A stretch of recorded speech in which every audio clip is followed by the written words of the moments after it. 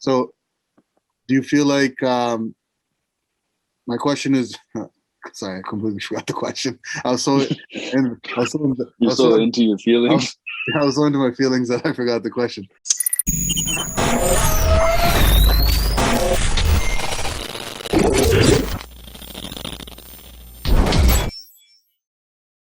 Welcome back to the Airborne Podcast. I'm your host, Ajit. That's Big Boy Braz with us. We got Thanos back on the podcast.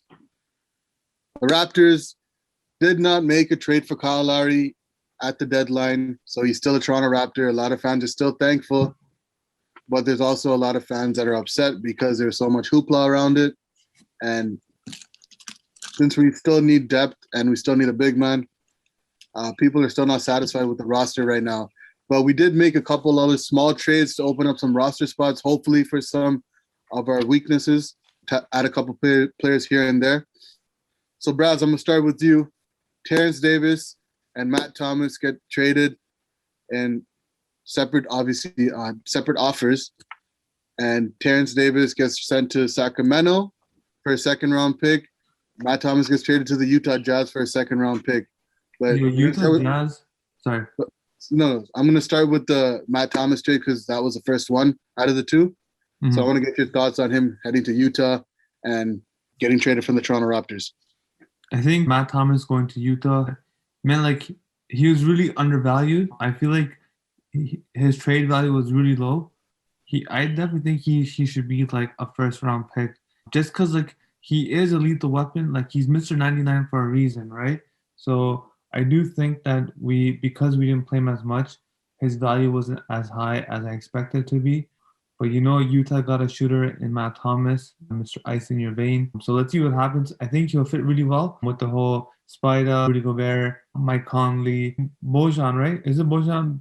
Bogan. Yeah, Bogan. Yeah, Bogan. Bogan's on the squad. So like he'll fit that squad really well, especially on the bench with Jordan Clarkson. Watch out. I think Utah is on the verge of making some noise. Obviously one guy can make a big difference, but he will make some noise on your bench. To be honest, very optimistic thinking, but I really think he's just going to sit at the end of the bench. I don't even think he's going to get minutes. I think he's going to probably get waived. I feel like Utah's depth is pretty much there. Like Jordan Clarkson, Bogdanovich, Joe Ingles, like they already have enough shooters. I don't know why they made this trade. I don't know why they made the trade, to be honest. I think it was just, it's another shooter for them that can take garbage minutes. They don't really need a lot of depth anymore. They got their main rotation. Matt Thomas was just I don't know why they took him, but a second-round pick out of it. I mean, we just traded Norman Powell. We just traded Norman Powell, and he was a second-round pick. So, Raptors have a really good scouting team, and they can find these diamond in the rough, gems, dime pieces, whatever you want to call it. We've done it even with players that are undrafted, like Fred VanVleet and Norman Powell, obviously. We'll see. What do you think about the trade? What do you feel like? Matt Thomas?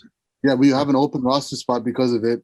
A couple of open roster spots, but this doesn't do anything for us, obviously, unless it doesn't really do anything for us. But I truly thought before the deadline was over, I thought they were making roster spots for the Lowry trade, and then when it didn't happen, I was kind of disappointed about it. But I feel like I didn't really I'm okay with the trade, but I feel like we didn't really use Matt Thomas properly. Not only this year, but the previous years.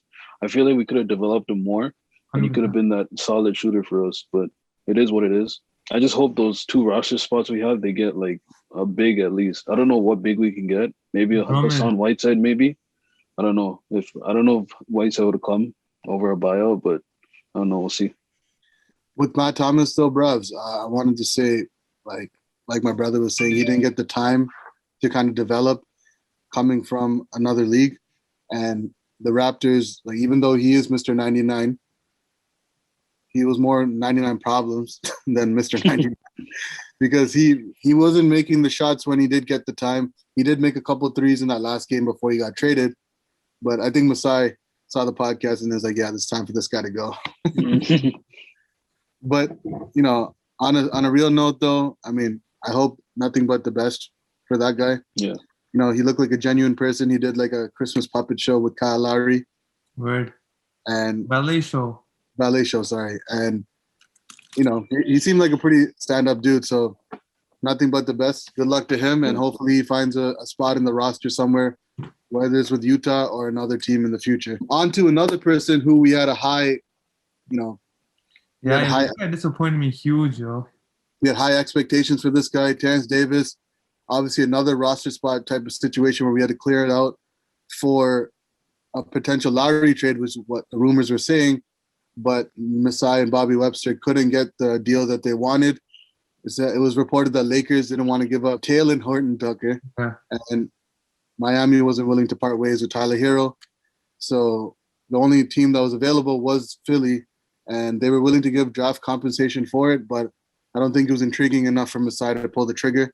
He knew what Kyle Lowry's value was, so he kept the two roster spots empty for maybe some buyout players, maybe a Wayne Ellington, another shooter, maybe a big man like Hassan Whiteside, or maybe give a shot to DeMarcus Cousins. Mm-hmm. But Terrence Davis was sent to the Sacramento Kings for another second-round pick that we could probably use in the future. Hopefully someone that turns out like a Norman Powell that we can flip for a couple young studs like Gary Trent Jr. So my question to you is, did you feel like it was worth it to flip him for a second-round pick, even though we didn't make the Lowry trade? I think Terrence Davis, he has a lot of potential. Like we saw last year, like before the bubble, before his whole incident, like we saw, right? This guy was killing it. Like to me, like I thought he was top 5 rookie last year, right? Amongst the John Morant, the Zion, amongst them, like I thought he was top 5, right? But then the bubble happened and this happened, and like you just didn't see the same Terrence Davis, right? So I feel like I have mixed feelings. I feel like we should have kept him, developed a little more, then shipped him off. But I think shipping him off may be better for him because he'll have a new beginning, a new scenario to be in, so then he can like push himself to be better. You know what I mean? Anuja, before I throw it to you, I just wanted to ask you this. I mean, Terrence Davis, maybe a new situation is going to be better for him since the Raptors lost confidence in him. Nick Nurse got him out of the rotation. He had some moments here and there, but he wasn't a consistent rotation piece because he wasn't consistent enough with his play. And he's getting sent off to Sacramento for a second-round pick, but the problem is that team, they probably won't make the playoffs, even though they're fighting maybe for a play-in tournament. But there are a lot of guards on that team that are making a name for themselves, like a De'Aaron Fox, who just got an extension. Tyrese Halliburton making a name for himself as one of the top rookies in their draft. And Buddy Hield is still there. They got a lot of good pieces there still. And I don't know if Terrence Davis can get enough minutes to kind of carve out a role for him. And so I don't know if it's a move on Sacramento's part to actually develop him and keep him on the team, or if they're just waiving him or going to waive him eventually, or maybe use him as a trade asset maybe in the future. So do you feel like my question is sorry, I completely forgot the question. I was so into your feelings. I was so into my feelings that I forgot the question. But do you feel like obviously was it worth it to send Terrence Davis to Sacramento to open up a spot for the Raptors, even though we weren't able to make the Lowry trade? I mean, like what Brav said, I feel like he had a lot of upside. Like I feel like everything that happened prior to that messed him up, like the charges and all that stuff. Mm-hmm. But like even going from his rookie year, I really thought he would be a solid like a bench player, or maybe go up to the starting lineup. I hope, because he dropped pretty good numbers last year. Mm-hmm. I don't know what happened after that.